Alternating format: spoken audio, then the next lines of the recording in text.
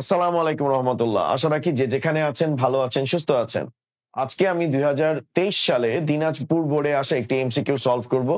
এই টাইপের MCQ board পরীক্ষায় প্রায় সময়ই আসে এবং প্রতিনিয়ত আসে। তো আপনি আজকের ক্লাসটা যদি ফলো করেন তাহলে এই ধরনের এমসিকিউ সলভ করার টেকনিকটা শিখে ফেলবেন। তো এই ধরনের এমসিকিউ সলভ করার সহজ টেকনিক হচ্ছে যেই লজিক গেটগুলো ব্যবহার করা হয়েছে সেই লজিক গেটগুলো কোন ধরনের সাইন প্রোভাইড করে এবং একই সাথে আপনার বুলিয়ান সরলের ফর্মুলাগুলো মনে রাখতে হবে। এই দুইটা জিনিসে যদি আপনি পারদর্শী হন তাহলে এই কোশ্চেন অ্যান্সার করা আপনার জন্য কোনো ব্যাপারই না। তো চলেন আমরা শুরু করি।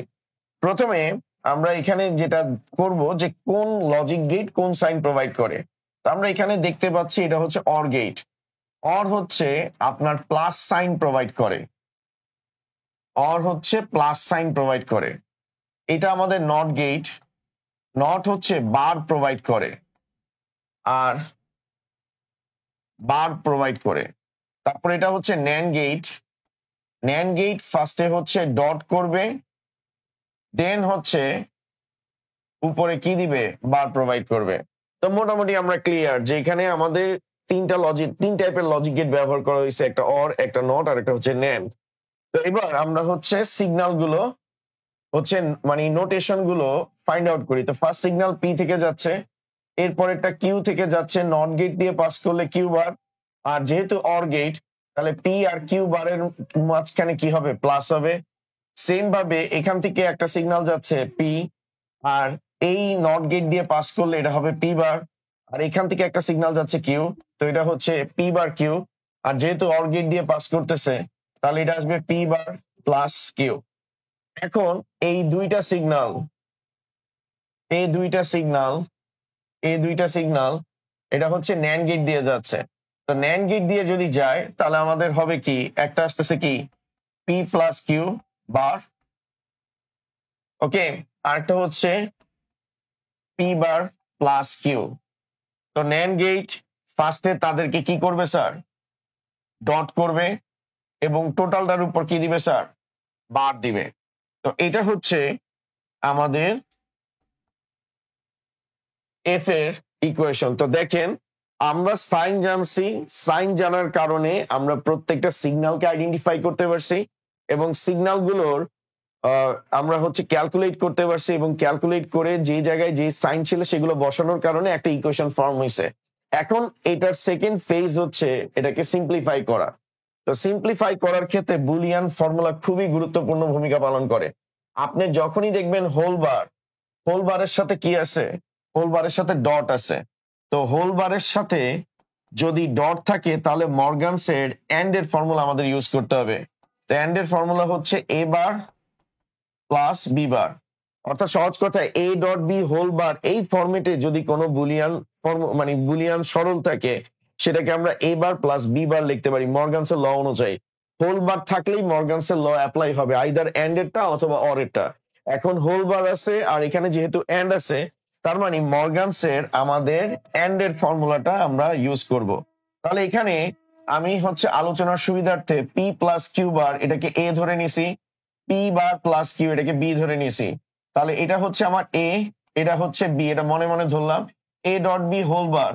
তাহলে এ বার প্লাস আমি কি লিখবো স্যার, আমি হচ্ছে এ বার প্লাস কি লিখবো, বি বার। কিন্তু এর জায়গায় আমি কাকে বসাই দিব স্যার, এর জায়গায় আমি বসাই দিব হলো গিয়ে পি প্লাস কিউ বার, এবং বি এর জায়গায় আমি বসাই দিব পি বার প্লাস কিউ।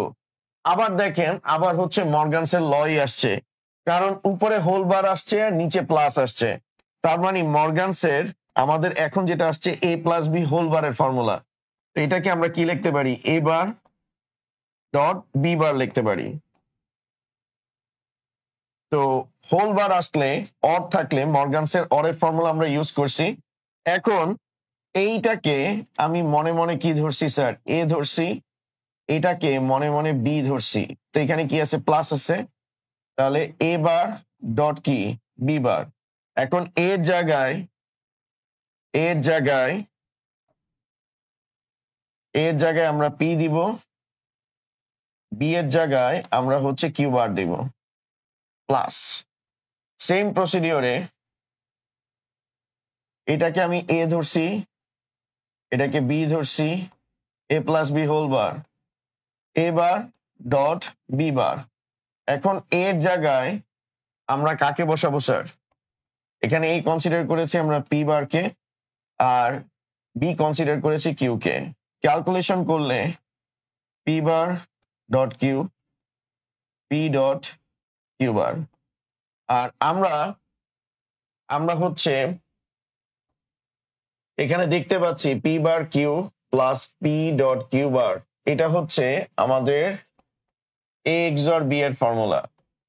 আমরা এ এক্সর বি কখন লিখতে পারি? A bar B plus A dot B bar যদি থাকে সেটাকে কি লেখা যায়? A XOR B. তাহলে এখানে দেখেন P bar Q, P Q bar, P bar Q, এটাকে কি লেখা যায়? P XOR Q. তাহলে আমরা ফাইনালি এখানে লিখতে পারি পি এক্সর কিউ। তো আমরা সরল করে এটা পাইছি, তার মানে আমাদের ফর্মুলা হচ্ছে এটা, মানে আমাদের সঠিক উত্তর হচ্ছে ক, পি এক্সর কিউ। তো আপনারা এখান থেকে সহজেই দেখতে পারলেন যে আপনি যদি জানেন কোন সাইন, মানে কোন লজিক গেট কোন সাইন প্রোভাইড করে, তাহলে আপনার জন্য ইকুয়েশনটা ফর্ম করা সহজ হবে। আর আপনি যদি বুলিয়ান সরল ভালো মতো পারেন, তাহলে আপনি খুব সহজে এবং সঠিকভাবে এই অ্যান্সারটা দিতে পারবেন। এছাড়া এটার কোনো শর্টকাট নাই। তো আইসিটি যারা মনে করতেছেন যে ডিটেলসে না পড়লেও চলে, তাদেরকে বলছি যে আপনারা আইসিটি এখন থেকে ডিটেলসে এবং কনসেপ্ট ক্লিয়ার করে পড়ুন। তাহলে উচ্চ মাধ্যমিক শ্রেণীর আপনার আইসিটি পরীক্ষায় সিকিউ এবং এমসিকিউতে আপনি কোনো সমস্যার সম্মুখীনই হবেন না। তো যদি ভিডিওটি আপনার কাছে হেল্পফুল লাগে, please don't forget to like, share and subscribe. ধন্যবাদ।